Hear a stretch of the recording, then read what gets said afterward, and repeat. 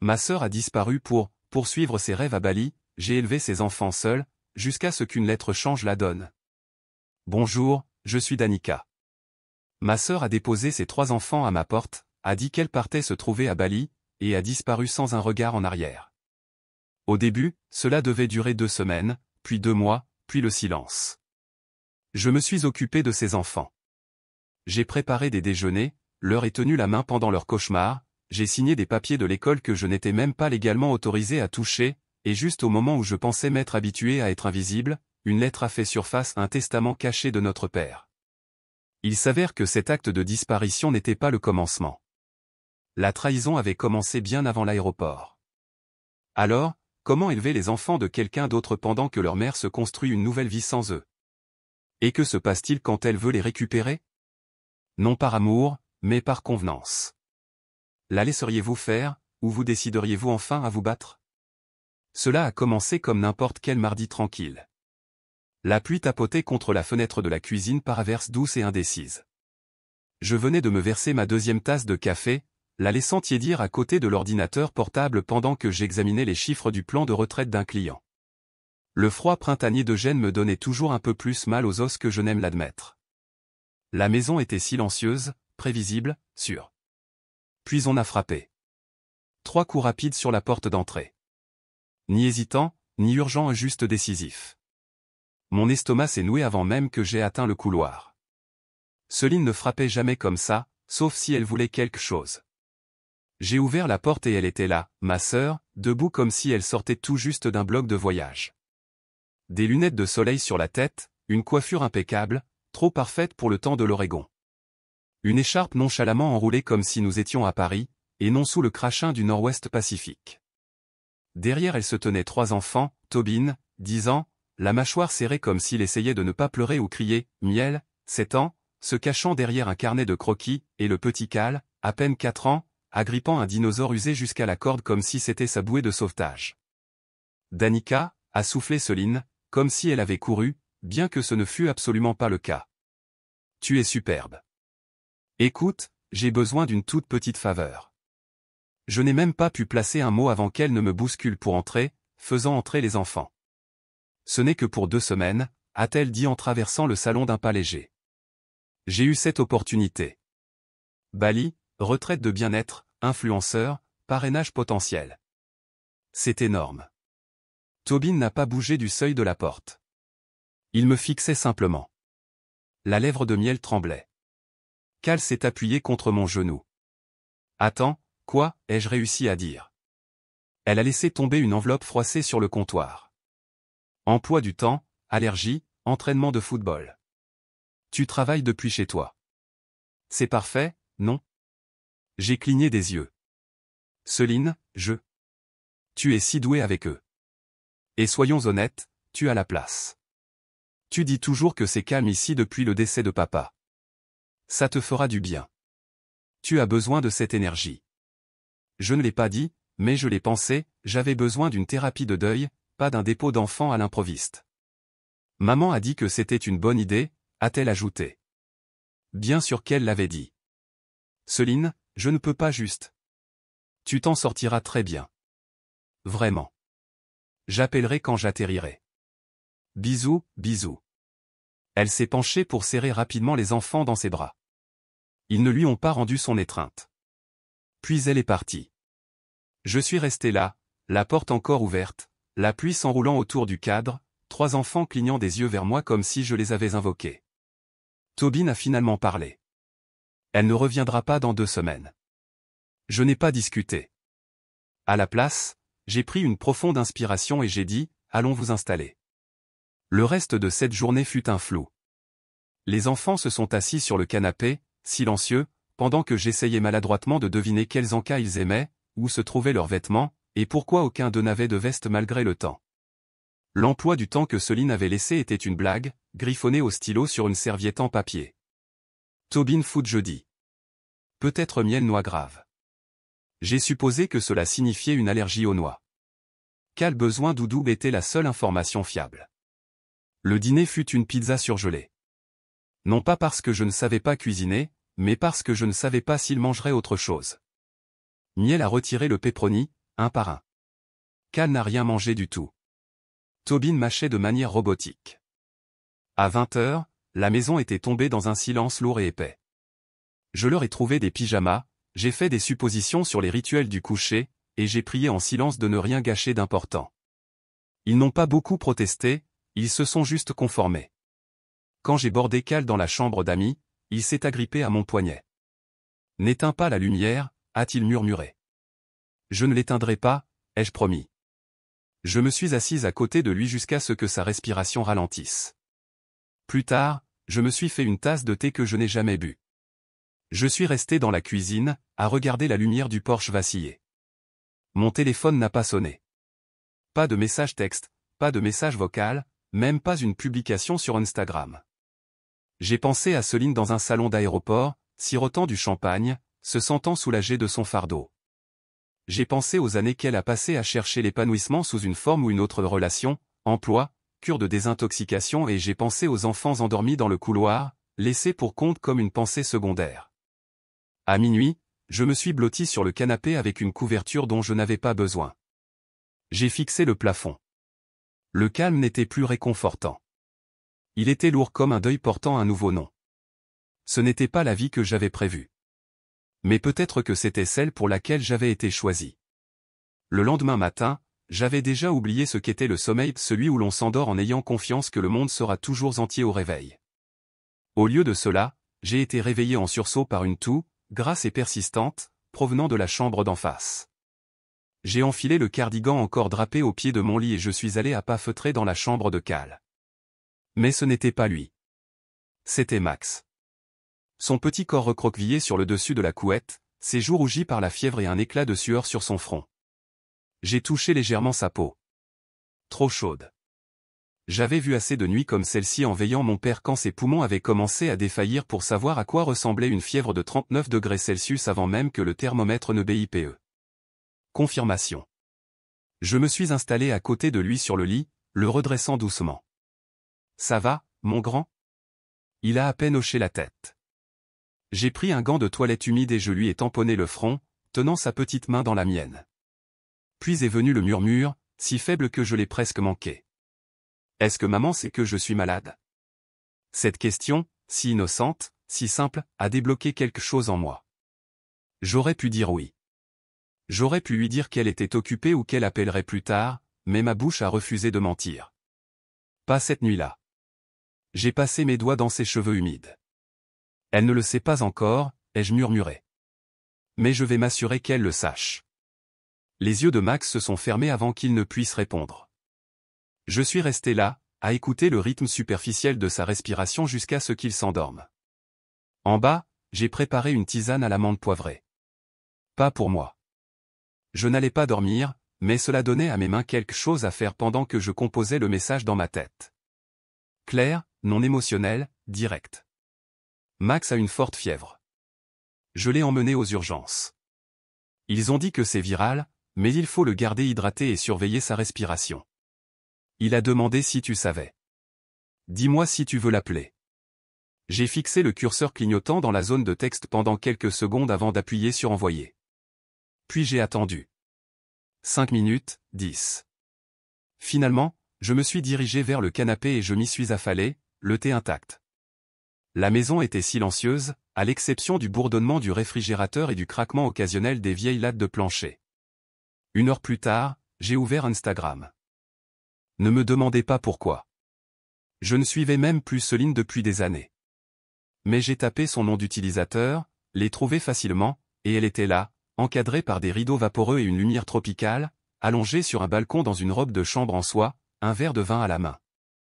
J'apprends enfin à revivre, disait la légende, avec 3 émojis papillons. Elle l'avait publié 11 minutes après mon message texte. J'ai regardé l'écran, engourdi. Puis j'ai fait une capture d'écran. C'était le début. Je ne savais pas pourquoi je la sauvegardais. Je n'étais pas en train de monter un dossier. Pas vraiment. Cela semblait juste mal de laisser ce moment disparaître dans le fil d'actualité.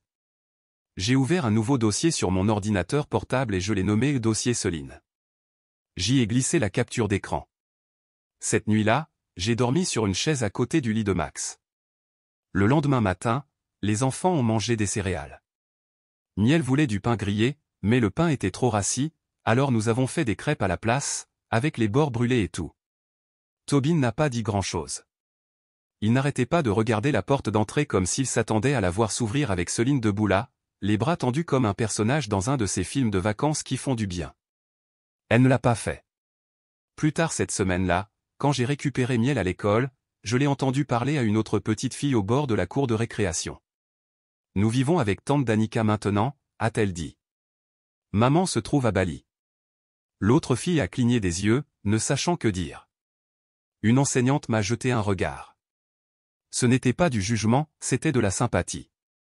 Je ne sais pas pourquoi, mais ce regard m'a frappé plus durement que toute autre chose ce jour-là. La pitié s'est installée dans ma poitrine comme quelque chose d'amer. J'ai fait un signe de la main à Miel et j'ai souri, un vrai sourire, parce qu'elle n'avait pas besoin de savoir tout ça. Pas encore. Ce soir-là, après le dîner, les bains et la troisième tentative pour convaincre Cal de mettre son pyjama, nous nous sommes assis sur le tapis et avons lu un livre d'images qui avait certainement connu des jours meilleurs. Max s'est blotti contre moi. Miel a posé sa tête sur mon épaule, et Tobin a fait semblant de ne pas écouter depuis le fauteuil, mais je l'ai surpris en train de jeter un œil par-dessus le bord. En bordant Max, il a cligné des yeux vers moi, endormi. « Est-ce que maman appellera demain ?» J'ai dégluti.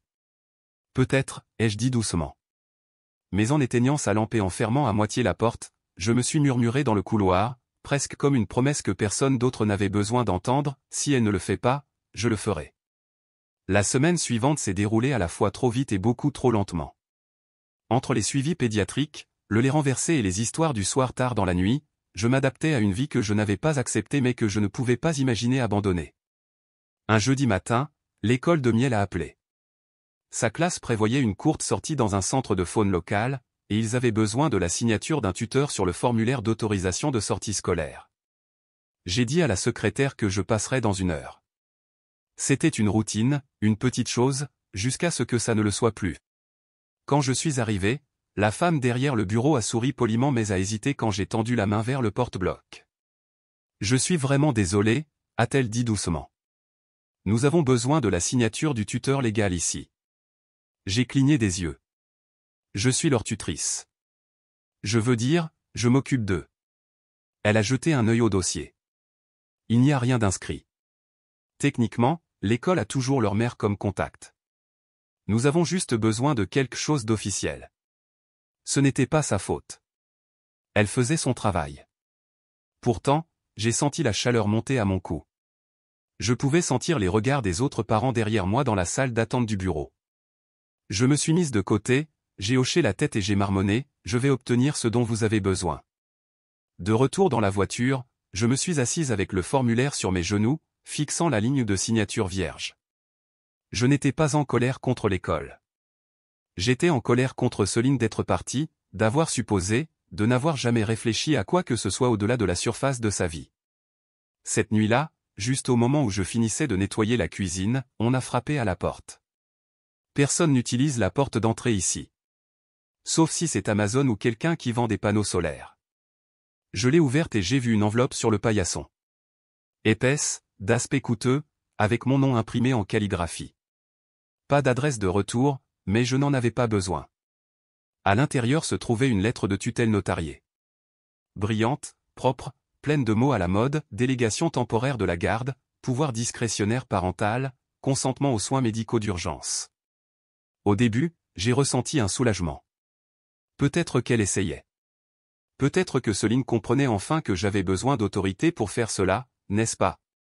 Mais ensuite, j'ai vu la clause, paragraphe 4, cachée dans le jargon juridique, en petits caractères près du bas, la partie déléguée ne devra pas demander la garde exclusive, ni contester les droits parentaux, ni poursuivre la tutelle permanente de tout mineur listé dans les présentes. Je l'ai lu 2 fois, puis encore, puis à voix haute. Ce n'était pas un geste de responsabilité. C'était une muselière. Elle m'enfermait dans un rôle de baby-sitter. À long terme, non rémunérée, légalement impuissante. Et si quelque chose arrivait, si elle ne revenait jamais, je porterais le poids sans les droits, élevant ses enfants sans jamais être autorisé à les réclamer, les protéger, me battre pour eux. J'ai plié le papier soigneusement, les remis dans l'enveloppe, et les poser sur le comptoir de la cuisine. Puis j'ai appelé Muriel. Muriel Ashcraftoft avait été l'avocate de mon père pendant plus de 10 ans. Elle avait aidé avec sa succession, m'avait guidé à travers la bureaucratie empreinte de deuil après sa mort. Elle était vive, sèche, et ne tolérait pas les imbéciles. Quand j'ai expliqué ce qui s'était passé, elle ne m'a même pas demandé d'envoyer le document par voie électronique. Elle m'a dit de l'apporter, et vite. Le lendemain, je me suis assise en face d'elle dans son bureau aux Boiseries, l'odeur du cuir et du papier étrangement réconfortante. Elle a lu la lettre en silence, ses sourcils se soulevant légèrement à la ligne de signature. « Ah, mignon », a-t-elle dit sèchement. Puis elle l'a relu.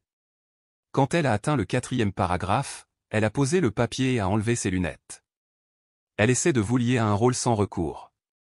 Vous auriez toute l'obligation, aucune autorité, et zéro protection si ça tourne mal. Je le savais déjà, mais l'entendre à voix haute le rendait plus réel. Puis-je refuser, ai-je demandé. Absolument. Ne signez rien. Et si elle vous met la pression, transférez-moi chaque message. En attendant, nous devons commencer à établir une chronologie. Tout ce qu'elle a dit, fait, posté. Vous avez déjà gardé des archives. J'ai hoché la tête. Bien. Ne supprimez rien. Tenez un journal de toutes vos dépenses, visites médicales, interactions avec l'école.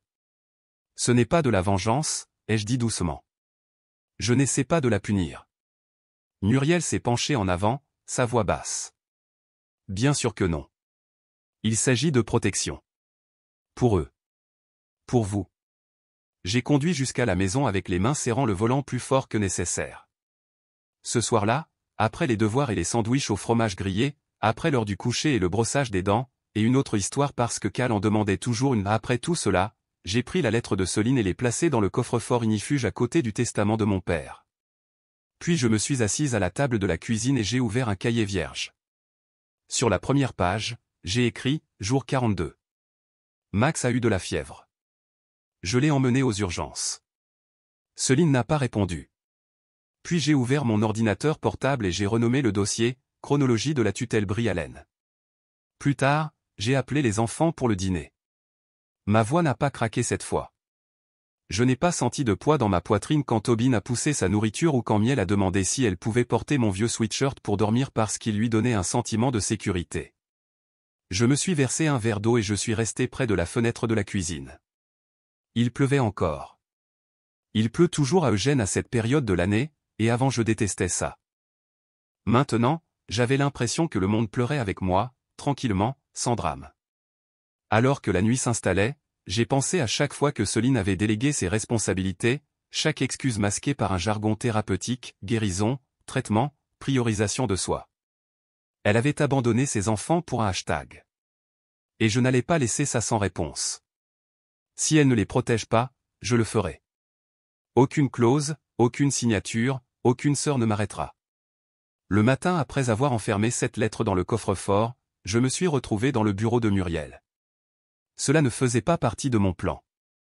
Je n'avais rien prévu, en fait, mais j'avais besoin de voir ses yeux quand je lui dirais que je ne reculais pas. Elle ne m'a pas fait attendre. Muriel m'a fait signe d'entrer comme si elle s'attendait à mon appel. « Vous avez apporté la lettre ?» J'ai hoché la tête et lui ai tendu le testament scellé. Le deuxième. Mon père l'avait laissé derrière le classeur dans son ancien bureau, caché derrière un dossier intitulé « Déduction fiscale ». Je ne l'aurais pas trouvé si je n'avais pas cherché une agrafeuse. Elle a ouvert l'enveloppe avec le soin de quelqu'un qui savait que les documents pouvaient briser des vies. En lisant, ses sourcils se sont arqués. Puis elle l'a posé et m'a regardé, non pas avec surprise mais avec quelque chose de plus doux. Une sorte de fierté tranquille. « Votre père était méticuleux », a-t-elle dit. « Qu'est-ce que cela signifie ?» Elle a pointé le dernier paragraphe.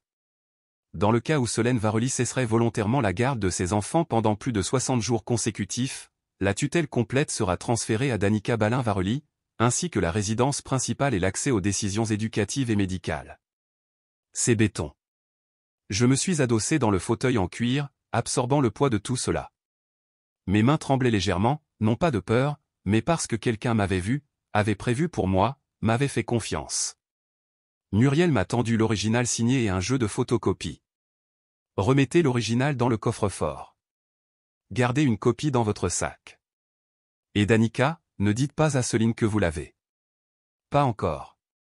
Pourquoi pas? Elle trouvera un moyen de le déformer. Laissez-la agir en premier. Laissez-la faire des erreurs. J'ai hoché la tête, agrippant les papiers comme s'ils étaient une bouée de sauvetage. Cet après-midi-là, j'ai récupéré Miel à l'école un peu plus tôt. Le ciel avait cette lueur brumeuse de l'Oregon, la lumière du soleil filtrant à travers la couverture nuageuse, rendant tout plus doux qu'en réalité. Elle a sauté vers moi, son sac à dos rebondissant, un papier épais à la main. « Regarde ce que j'ai fait », a-t-elle gazouillé, brandissant une carte de fête des mers colorée. Sur le devant, des fleurs en crayon et des paillettes entouraient les mots « Joyeuse fête des mères à celles qui me bordent ». À l'intérieur, 4 bonshommes allumettes me souriaient. L'un d'eux était incontestablement moi, cheveux bruns en chignon, lunettes. À côté de moi, 3 silhouettes plus petites, Miel avec son carnet de croquis, Tobin avec un ballon de football, Cal avec son dinosaure. Il n'y avait pas de Céline. Je ne l'ai pas fait remarquer. Je me suis juste agenouillé et je l'ai serré fort dans mes bras. Elle a murmuré, je ne savais pas si j'avais le droit de te la donner. Ma gorge s'est nouée. Tu peux toujours tout me donner, ma chérie, ai-je dit en ramenant ses cheveux derrière son oreille. Au dîner, Tobin était plus silencieux que d'habitude. Après que j'ai mis Cal et Miel au lit, il est resté dans le couloir. Il s'est raclé la gorge. Maman aurait jeté cette carte. Je l'ai regardée. Quoi? Elle n'aime pas quand on dessine des gens qui ne sont pas elle. Miel avait peur que tu sois en colère.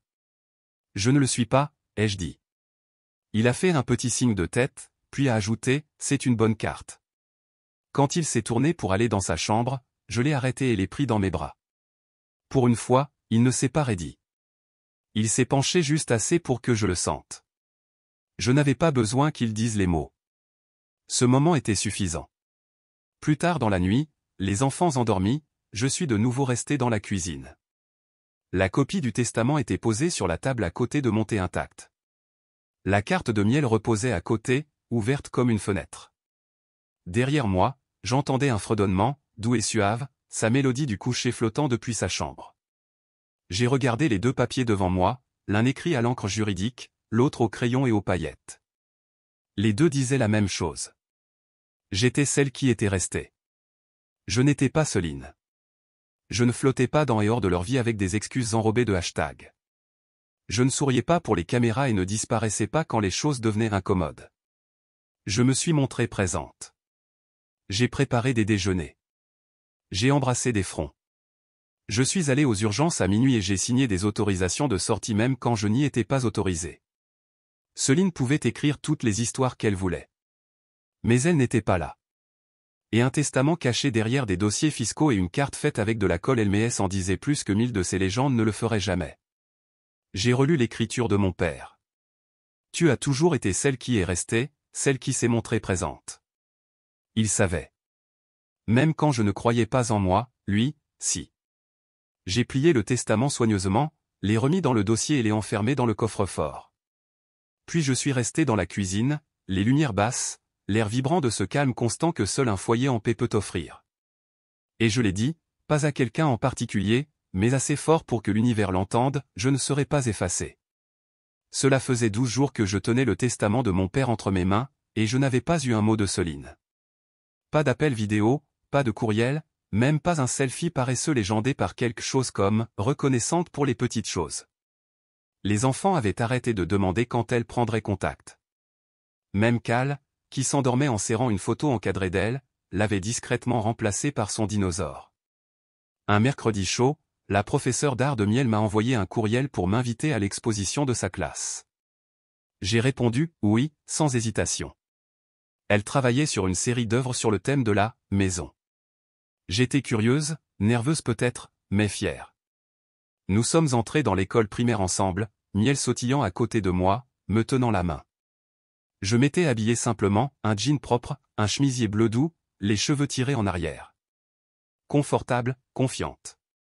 Au moment où nous sommes entrés dans le couloir devant sa classe, mon cœur s'est arrêté. Céline était là. Elle se tenait sur des talons trop hauts pour ce contexte, enveloppée dans une combinaison en soie rouge, les lèvres peintes d'une teinte trop audacieuse pour l'heure. Un caméraman, oui, un vrai caméraman la suivait, tenant un téléphone stabilisé sur une nacelle. « Oh mon Dieu, regardez ces murs », annonça-t-elle à personne en particulier, sa voix forte, mielleuse. Tellement précieux. Il y a tant de cœur dans chaque ligne que ces petits dessinent. Elle ne nous avait pas encore vus. Je suis resté figé, la main de Miel soudainement serrée dans la mienne. Puis Céline s'est retournée, et au moment où elle m'a aperçu, elle s'est illuminée comme si elle venait de découvrir des paparazzis à l'extérieur d'un gala. « Danica, tu es venue aussi », a-t-elle rayonné, s'avançant vers nous tandis que la caméra pivotait pour la suivre. « Tout le monde, voici mon incroyable sœur. Elle m'a aidé pendant que je, vous savez, faisais le travail de guérison. » Je n'ai rien dit. Derrière moi, Miel s'est rapproché de ma jambe. « Miel, bébé, montre à maman ton art », a roucoulé Céline. « J'ai hâte de voir toute la magie que tu as créée. » La professeure s'est avancée, offrant un sourire prudent, du genre réservé aux événements scolaires au bord du chaos. Miel a été très concentrée, a-t-elle dit doucement. Nous sommes entrés dans la classe. Les murs étaient couverts de dessins, des maisons, des familles, des arbres avec des racines. J'ai repéré celui de Miel immédiatement. C'était une image de 4 bonshommes allumettes, Miel, Cal, Tobin, et moi. Pas de combinaison rouge, pas de cheveux longs, juste 4 personnes se tenant la main devant une petite maison marron avec une balançoire. Céline a ri trop fort. « Oh, où est maman dans celui-ci » a-t-elle dit en pointant du doigt. « Tu m'as oublié ?» Miel a baissé les yeux sur ses chaussures. Tobin, qui était apparu silencieusement à nos côtés, a marmonné, elle n'a pas oublié. Mon corps s'est tendu. La caméra de Céline a de nouveau balayé la pièce. Je capture juste de doux souvenirs, a-t-elle dit, puis a tourné la caméra vers moi. Et voici la vraie star, Danica. Elle s'en est, bien sortie, n'est-ce pas, les enfants? J'ai vu rouge. J'ai serré les poings, en faisant attention de ne pas le montrer. Les yeux de la professeure ont croisé les miens avec une excuse qui n'avait pas besoin de mots. Je me suis penché au niveau de Miel. Allons chercher ton dossier et partons plus tôt, ma chérie. Nous sommes sortis avant que Céline ne puisse protester. La caméra ne nous a pas suivis. De retour à la maison, j'ai préparé des sandwichs au fromage grillé pendant que les enfants jouaient dans le jardin. Cal faisait semblant que le tuyau d'arrosage était un camion de pompiers. Tobin était assis sur les marches avec ses écouteurs. Miel était assise à la table de la cuisine, coloriant en silence.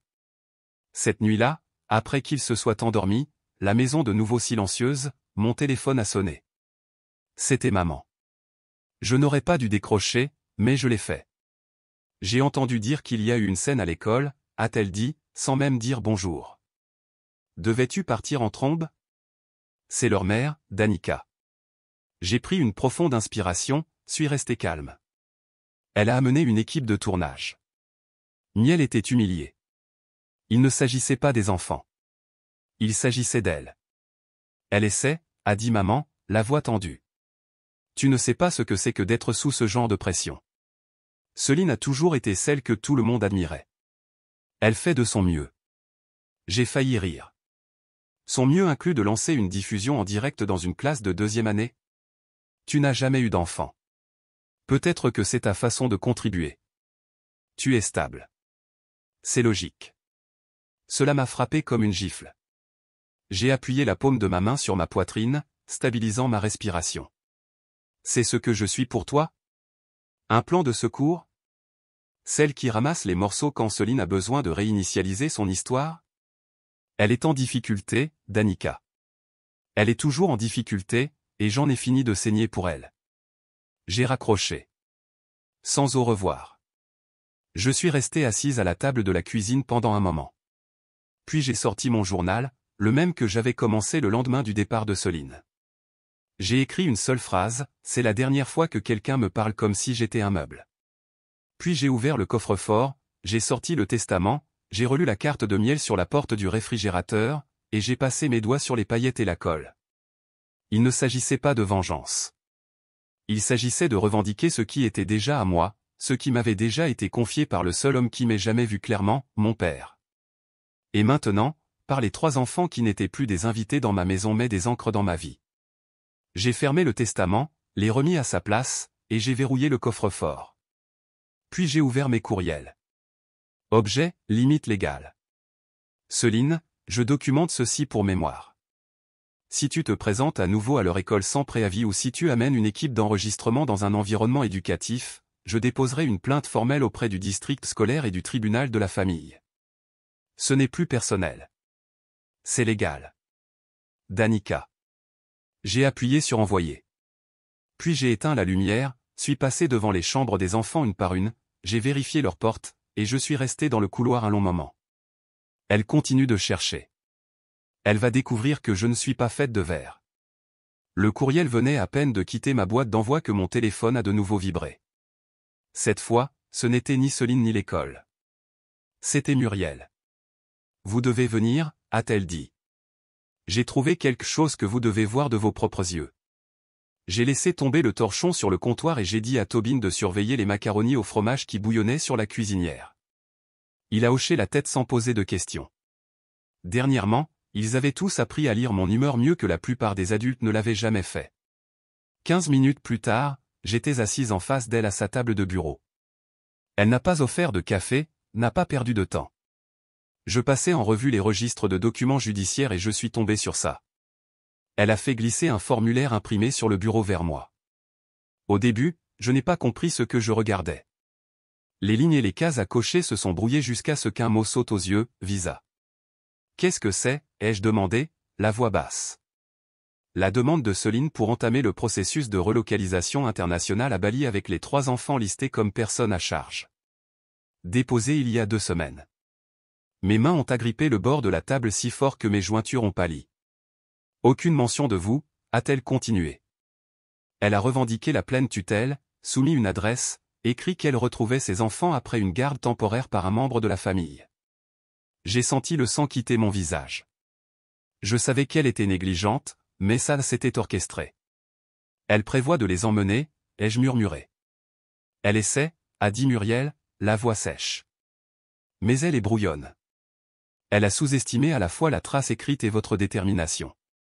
Les heures suivantes se sont transformées en paperasse et en fureur contrôlée. J'ai appelé le pédiatre des enfants pour confirmer les dossiers médicaux à mon nom. J'ai sorti les archives de courriel de l'école, les autorisations de sortie scolaire, le reçu des urgences avec la date de la fièvre de Max. J'ai tout envoyé à Muriel. Nous avons rédigé une requête d'urgence pour bloquer le voyage, citant l'abandon, la fausse déclaration et des documents falsifiés. J'ai inclus des captures d'écran, des dates, des publications sur les réseaux sociaux toutes les miettes que Céline avait laissées pendant qu'elle filait son histoire de voyage de guérison. En rentrant en voiture, je n'arrêtais pas de me repasser une pensée, elle ne m'avait pas oublié. Elle m'avait effacé. Et elle espérait que personne ne s'en apercevrait. Le soleil commençait à peine à descendre sous les pins quand je suis arrivé dans l'allée. Miel et Cal dessinaient des arcs-en-ciel à la craie sur le trottoir. Tobin était assis sur les marches du porche, les écouteurs aux oreilles, surveillant l'allée comme s'il s'attendait à ce que quelque chose tourne mal. Je me suis approché lentement, mon esprit toujours pris entre les codes juridiques et la trahison. À l'intérieur, j'ai préparé le dîner sans beaucoup parler. Des spaghettis avec de la sauce en bocal et du pain à l'ail surgelé. De la nourriture réconfortante, ou du moins une piètre imitation. Les enfants n'ont pas demandé pourquoi j'étais silencieuse. Ils ont mangé avec cette étrange politesse qui ne vient que lorsqu'on sent que les adultes portent trop de poids. Après le dîner, Miel a sorti quelque chose de son sac à dos. Mon projet d'art, a-t-elle dit en me tendant un papier plastifié. C'était un arbre généalogique. En haut, il était écrit « Et ma maison » en marqueur violet. Mon nom était au centre du tronc. Des branches s'étendaient vers Tobin, Cal et elle. Le nom de Céline n'était nulle part. Je n'ai pas réagi, j'ai juste hoché la tête et l'ai embrassée sur la tête. Elle s'est éloignée en fredonnant, contente. Plus tard dans la nuit, une fois qu'ils étaient au lit, je les ai assis un par un pour une conversation. Pas une annonce, pas une panique, juste la vérité. J'ai commencé par Miel. Ma chérie, ai-je dit doucement. As-tu eu des nouvelles de ta mère? Elle a secoué la tête. Elle a posté une vidéo la semaine dernière, a-t-elle dit. Mais c'était juste elle dans l'océan. Que penserais-tu si elle voulait que tu vives de nouveau avec elle, quelque part loin? Miel a cligné lentement des yeux, puis a plissé le nez. J'aime bien ici, a-t-elle dit. Elle ne cuisine jamais. Ensuite, je me suis assise avec Tobin. Il a levé les yeux avant même que je ne parle. Elle ne nous emmènera pas. Je fais tout ce que je peux pour m'en assurer, ai-je dit. Tu n'as pas à le faire. Nous n'irons pas, ces mots n'étaient pas accompagnés de drame. Pas de poings serrés, pas de voix élevée, juste de la certitude. Finalement, Cal. Trop jeune pour comprendre, trop sensible pour faire semblant. Cal, si maman voulait t'emmener vivre dans un autre pays, est-ce que tu irais? Il m'a regardé, puis a couru sur mes genoux et s'est accroché à moi. C'était une réponse suffisante. Je les ai bordés, leur ai embrassé le front, et j'ai promis silencieusement, encore une fois, qu'ils étaient en sécurité. En bas, je suis resté dans la cuisine avec les lumières du comptoir tamisées et les documents de Muriel étalés sur la surface. J'ai tout signé, lentement, clairement. Le stylo n'a pas tremblé cette fois. Je les ai remis dans l'enveloppe et je les scellés. Dans le silence de ma maison, j'ai parlé à voix haute, bien que personne ne soit là pour l'entendre. Si elle veut se battre, je n'ai plus peur de gagner. J'ai signé mon nom avec une main plus stable qu'elle ne l'avait été depuis des mois. Aucune hésitation, aucun tremblement. Les documents étaient posés devant moi sur le bureau de Muriel, mon nom sous chaque déclaration, affidavit et requête. Ce n'était pas juste de la paperasse. C'était une ligne tracée à l'encre permanente. Muriel a rassemblé les formulaires, les a empilés proprement et les a glissés dans un dossier manille. Nous déposons demain matin. J'ai hoché la tête, cherchant déjà mon sac à main. Les enfants allaient bientôt sortir de l'école, et j'avais le sentiment qu'ils auraient besoin de plus que de simples encas en franchissant la porte. Je ne savais pas encore quel serait le prochain coup de Soline, mais j'en avais assez appris pour m'attendre à un spectacle. Cette attente s'est avérée juste dans les 24 heures. Le lendemain matin, j'attendais dans le couloir du palais de justice pendant que les enfants étaient amenés séparément pour leurs entretiens prévus avec le juge, des sessions privées demandées pour les protéger de toute influence indue. Je me suis assise raidement sur un banc à l'extérieur de la salle d'audience du tribunal de la famille, mes mains si fermement jointes sur mes genoux qu'elles en sont devenues rouges. Je n'étais pas autorisé à entrer pendant que le juge leur parlait, mais je n'en avais pas besoin. Quand la porte s'est rouverte, Tobin fut le premier à sortir. Il n'a rien dit. Il s'est juste approché et m'a serré fort dans ses bras. Miel a suivi. Elle a souri faiblement, puis a murmuré en passant, « Nous lui avons dit la vérité. » J'ai ravalé la boule qui me montait à la gorge et j'ai hoché la tête. Plus tard, de retour en audience publique, le juge a lu des extraits des transcriptions. « C'est maman, » avait dit Tobin. « Pas celle qui est partie. Celle qui est restée. » Miel avait fait un dessin de notre famille. Le juge l'a brandi. Le nom de Soline n'était nulle part. De l'autre côté de la salle, Soline était assise parfaitement immobile, ses lèvres retroussées en ce même sourire crispé qu'elle utilisait toujours lorsqu'elle se sentait acculée. « J'ai traversé une transformation », a-t-elle dit quand ce fut son tour. J'avais besoin d'espace pour grandir en tant que femme, en tant que mère. Cela ne signifie pas que je les ai abandonnés. Je savais qu'ils étaient en sécurité avec ma sœur. « Vous n'avez pas appelé », a répondu le juge. « Vous n'avez pas écrit. Vous n'avez pris aucun rendez-vous médical. Vous avez demandé des visas internationaux sans préavis. Pouvez-vous expliquer cela ?» Le sourire de Soline a vacillé. « C'était juste de la préparation », a-t-elle dit. J'explorais des options. Des options. Cette nuit-là, comme pour influencer l'opinion publique en sa faveur, Soline a fait une diffusion en direct sur Instagram. L'éclairage était dramatique, des bougies, un verre de vin, du jazz doux en fond sonore. Elle a regardé la caméra avec des yeux brillants de larmes. « Je n'aurais jamais imaginé que ma propre famille se retournerait contre moi comme ça », a-t-elle commencé. « J'ai tant sacrifié pour mes enfants. Et maintenant, ma sœur, quelqu'un en qui j'avais confiance, essaie de me les voler. Elle utilise les tribunaux, utilise de vieux traumatismes contre moi. Il ne s'agit pas des enfants.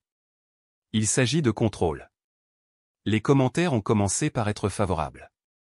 Ses fidèles abonnés ont laissé des émojis en forme de cœur, ont envoyé des prières, m'ont qualifié de jalouse, froide, amère. Puis la tendance s'est inversée. Tu les as laissés pendant 6 mois. Tu postais tous les jours depuis Bali. Tu as bloqué leur école. Elle les a emmenés aux urgences. Tu n'as même pas appelé. L'écran a commencé à se remplir de captures d'écran. TikTok a assemblé les publications de Soline des 6 derniers mois. Des fils de discussion sur Reddit ont disséqué ces chronologies, ont fait correspondre ces selfies au spa avec les dates d'audience. Twitter est devenu brutal. Le lendemain matin, #DanikaDeserveBetter était en tendance. Je n'ai pas célébré. Il n'y avait rien de joyeux à cela. J'ai simplement téléchargé chaque clip, commentaire et publication horodatée pertinent. J'ai tout envoyé à Muriel. Nous étions assises côte à côte dans son bureau plus tard dans la journée, regardant une crise particulièrement virulente de Soline en direct. Dedans, elle accusait l'école de partialité, le tribunal de corruption, et moi d'être une vieille fille amère désespérée d'élever des enfants qu'elle ne pouvait pas avoir. Muriel n'a même pas cligné des yeux. Cela joue en notre faveur, a-t-elle dit calmement. Elle est en train de s'effondrer. Elle m'a tendu un autre dossier, plus épais cette fois. Voici le dossier de fraude. Je l'ai regardé. Elle a signé votre nom sur un transfert de propriété. Elle a demandé des documents de voyage sans consentement. C'est du faux et usage de faux et une ingérence dans la garde. Mes doigts ont effleuré le bord du dossier. Et le conseil scolaire? J'ai déjà déposé une déclaration en votre nom. C'était en train de se produire. Pas seulement la bataille pour la garde, mais l'exposition de tout ce qu'elle avait essayé de couvrir de soi et de hashtag. J'ai repris le stylo. Cette fois, je n'ai pas pensé aux conséquences. J'ai pensé au dessin de miel, à Cal se blottissant sur mes genoux pendant les orages, à Tobin me prenant à part pour me montrer son test de science, celui qu'il avait réussi brillamment. J'ai signé. Il est temps que le tribunal entende ce qu'elle a essayé d'effacer. Je suis sorti sur le porche juste au moment où le soleil plongeait derrière la ligne des pins, jetant sur le jardin des ombres et de l'or. La journée avait été longue, dense de signatures et de stratégies. Mais maintenant, la maison était calme. Les enfants regardaient un film dans le salon, des bols de pop-corn à côté d'eux, leur rire s'échappant sous la porte comme un doux soulagement. Je ne leur avais pas encore tout dit, juste assez pour que leur monde reste stable. À l'intérieur, mon téléphone a vibré sur le comptoir de la cuisine. Numéro inconnu. Je l'ai laissé sonner, supposant que c'était un autre troll qui avait trouvé mon numéro grâce à l'une des diffusions en direct de Soline, mais ensuite l'alerte de messagerie vocale a clignoté, et la curiosité l'a emporté. J'ai appuyé sur lecture. Danica, c'est Terry Lawson. Je représente Madame Solène Varely. Nous aimerions discuter des options de règlement avant la prochaine audience. J'ai fixé l'écran, puis j'ai supprimé le message. Elle pouvait parler à mon avocate maintenant. Je n'avais plus rien à dire. Le lendemain matin, j'ai retrouvé Muriel au palais de justice, toutes deux arrivées assez tôt pour regarder le brouillard se dissiper sur les larges marches de briques du bâtiment. Nous n'avons pas échangé de banalités. Il n'y avait plus rien à dire entre nous. À l'intérieur, elle a fait glisser un autre dossier manie sur la table de la petite salle de consultation. Vous devriez peut-être vous asseoir pour celui-ci, a-t-elle dit, bien que j'étais déjà assise. La première feuille était un formulaire notarié, procuration, transaction immobilière. Mon nom était imprimé proprement sur la 3e ligne, juste en dessous d'une signature contrefaite de ma propre écriture. Le vendeur, Solène Varely. Le témoin, Florence. J'ai laissé échapper un rire, sec et sans humour. Elle a contrefait ma signature. Oui. Et votre mère a signé en tant que témoin. L'intention était de transférer le titre de propriété de la maison de votre père à Soline seule, qu'elle avait ensuite l'intention de vendre. Encaisser les fonds propres pour ce qu'elle appelait un investissement de guérison à long terme à l'étranger. Une retraite à Bali, ai-je marmonné. Muriel n'a pas réagi. Elle a juste attendu ma décision. Et maintenant, ai-je demandé, connaissant déjà la réponse. Nous déposons une plainte pour fraude, faux et usage de faux, tentative de relocalisation d'enfants sans consentement, et, pour faire bonne mesure, dépôt d'un faux instrument juridique. J'ai hoché la tête une fois, me suis levé et l'ai suivi dans le bureau du greffier. C'était chirurgical, délibéré, froid. Cette nuit-là, après avoir déposé la requête et être rentré à la maison, mon téléphone a de nouveau sonné, cette fois avec un numéro familier. C'était maman. J'ai hésité, puis j'ai décroché. Sa voix est parvenue, rauque, presque incertaine. Je ne savais pas, a-t-elle commencé. Je pensais que c'était temporaire. Elle a dit que c'était juste pour garder la maison dans la famille. Tu as signé un document qui lui donnait le pouvoir de vendre la seule maison que papa nous a laissée, ai-je dit. Elle a dit que tu étais d'accord, que tu n'étais pas intéressé à la garder. Je n'ai pas répondu. J'ai laissé le silence porter la vérité entre nous. Tu as signé mon nom, maman. Ce n'est pas temporaire. C'est de l'effacement. Elle n'a pas répondu. L'appel s'est terminé sans un au revoir. 2 jours plus tard, l'année scolaire des enfants s'est terminée. Je suis entré dans le parking, le cœur serré par une émotion d'un autre genre. Tobin fut le premier à me voir, sprintant depuis les portes de l'école et laissant tomber son sac à dos à mi-chemin sur la pelouse. Miel a suivi de près, agitant un dossier en papier de construction en l'air. Cal tenait la main de sa maîtresse de maternelle, les joues rougies par des taches de sucette glacée. Ils ont couru vers moi, non pas parce que j'avais appelé, non pas parce que c'était attendu, mais parce qu'ils le voulaient. Derrière eux, les enseignants ont fait un signe de la main. L'une d'elles a articulé « Tu as très bien fait ». Une autre m'a tapoté l'épaule et m'a remis le bulletin de notes de Cal couvert de gribouillis. Quand la secrétaire m'a apporté les derniers papiers, j'ai signé, cette fois légalement, mon nom à l'encre, avec des droits. J'ai plié les papiers lentement, sans précipiter le moment. Puis nous sommes rentrés à la maison. Ce soir-là, nous avons célébré sur le porche avec des hot-dogs grillés, de la limonade pétillante, et le genre de musique que l'on peut chanter fort sans se soucier des voisins. Tobin a appris à Cal comment taper dans un ballon de football à travers le jardin. Miel a dessiné des fleurs à la craie sur l'allée. Je me suis assise sur la balançoire du porche, écoutant, regardant, respirant simplement. Juste avant l'heure du coucher, un autre appel est arrivé. Muriel y a répondu. Je n'ai entendu que sa partie de la conversation. Oui, elle a reçu le message. Non, nous ne négocions pas en dehors du système.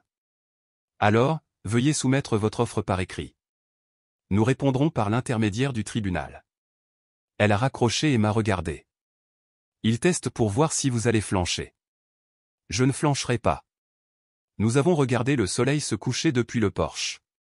Pour une fois, je n'avais pas l'impression d'attendre que le prochain couperet tombe.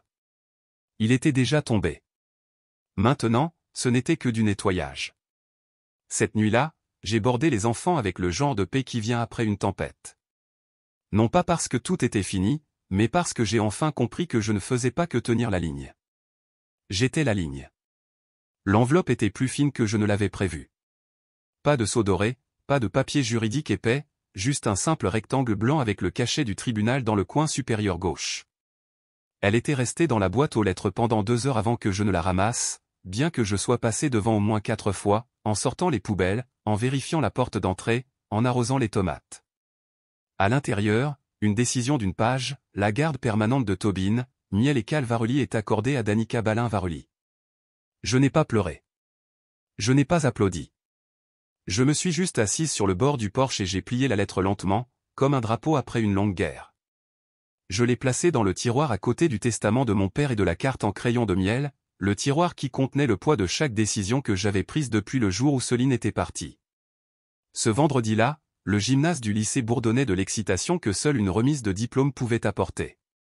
Des serpentins en papier décoraient les murs. Des rangées de chaises pliantes se remplissaient rapidement de parents serrant des fleurs, des téléphones et des larmes. Tobin se tenait avec sa classe à l'extrémité, sa toque légèrement de travers, sa toge un peu trop longue pour sa taille. Il a croisé mon regard et m'a offert un tout petit sourire. Miel a fait un signe de la main comme si c'était elle qui recevait son diplôme. Cal était assis sur mes genoux, jouant avec le ruban du bouquet que nous avions apporté. Puis je l'ai vu. Céline est arrivée par la porte latérale, vêtue de soie blanche et de lunettes de soleil surdimensionnées comme si les lumières fluorescentes du gymnase étaient des ampoules de paparazzi. Un homme la suivait, jeune, soigné, tenant clairement une caméra.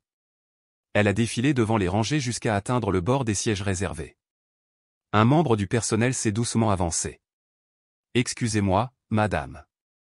Seuls les tuteurs légaux sont autorisés sur scène aujourd'hui. »« Je suis sa mère, » a-t-elle dit, sa voix assez forte pour faire tourner les têtes. « Je comprends, » a répondu le membre du personnel, calme mais ferme. Nos dossiers indiquent que Danica Balin-Varely est la tutrice légale. Je serais heureux de vous trouver une place près de l'avant. Céline s'est figée une seconde, juste assez longtemps pour que les chuchotements commencent, puis a suivi le membre du personnel, son sourire trop large pour être réel. Quand le nom de Tobin a été appelé, je me suis levé. Miel et Cal tenaient chacun une de mes mains. Nous avons marché tous les 3 avec lui dans l'allée. Des flashs ont crépité, et pendant un instant, la foule s'est estompée. Sur scène, le directeur a remis son diplôme à Tobin puis s'est tourné vers moi. Nous aimerions honorer quelqu'un aujourd'hui, a-t-il dit, sa voix portant à travers le microphone. Un parent qui a fait preuve d'un dévouement, d'une constance et d'un amour extraordinaire. Il a brandi un certificat encadré. J'ai reconnu le bord doré, le sceau. Mon nom était écrit en grosses lettres au centre. Prix de reconnaissance des parents, Danica Varoli. Les applaudissements étaient polis mais sincères. Je ne me suis pas retourné pour voir si Céline applaudissait. De retour à la maison, la célébration fut plus calme. Nous avons grillé des hamburgers dans le jardin. Miel a mis de la musique depuis sa tablette. Cal a fait des bulles jusqu'à avoir mal aux joues. Et Tobin a vraiment ri. Pas le sourire en coin gardé auquel j'étais habitué, mais le vrai rire, non filtré, libre. Je me suis assise seule quelques minutes pendant que les enfants jouaient à chat, un verre de thé glacé suant dans ma main. La brise traversait le jardin comme une invitée familière. J'ai pris dans le panier à côté de la balançoire la lettre de mon père. « Tu as toujours été celle qui est restée », disait-elle. Je l'ai lue à voix haute. Pas pour la première fois. Probablement pas pour la dernière. Une carte est arrivée dans le courrier du lundi. L'enveloppe était florale, l'écriture inimitable. À l'intérieur, une seule phrase de Florence, « Tu as fait ce que tu devais faire ». Pas d'excuses, pas d'explications. Mais pour la première fois, je n'avais besoin ni de l'un ni de l'autre. J'ai placé la carte dans le tiroir avec les autres et l'ai fermée doucement. Cette nuit-là, après que les enfants se soient couchés, j'ai allumé une seule bougie sur la cheminée. Devant elle se tenait un nouveau cadre, que j'avais acheté la semaine précédente mais que je n'avais pas osé remplir jusqu'à maintenant. La photo était simple, nous quatre assis sur le porche, la tête de Miel reposant sur mon épaule, Tobin en plein rire, Cal tenant sa peluche dinosaure entre nous. La lumière du soleil embrassait les coins de l'image comme si elle avait attendu pour bénir ce moment précis. Sous le cadre se trouvait une plaque en laiton, ceux qui sont restés. Je n'avais plus besoin d'une salle d'audience ou des réseaux sociaux pour prouver ce que nous étions. Je n'avais même pas besoin de la reconnaissance de Céline. Son absence avait déjà répondu à tout. Parfois, les personnes qui sont censées nous protéger sont les premières à disparaître. Et celles qui prennent le relais ne sont pas liées par le sang, mais par l'amour, le sacrifice et la présence. Cette histoire ne porte pas seulement sur la garde ou les batailles juridiques. Elle porte sur le choix de se montrer présent quand les autres s'en vont. Qu'auriez-vous fait à la place de Danica? Faites-le moi savoir dans les commentaires. Et n'oubliez pas de vous abonner pour d'autres histoires de vengeance réelles qui révèlent les vérités derrière les portes closes. Elle leur a donné naissance, mais je les ai élevés. C'est cela, la signification de la famille.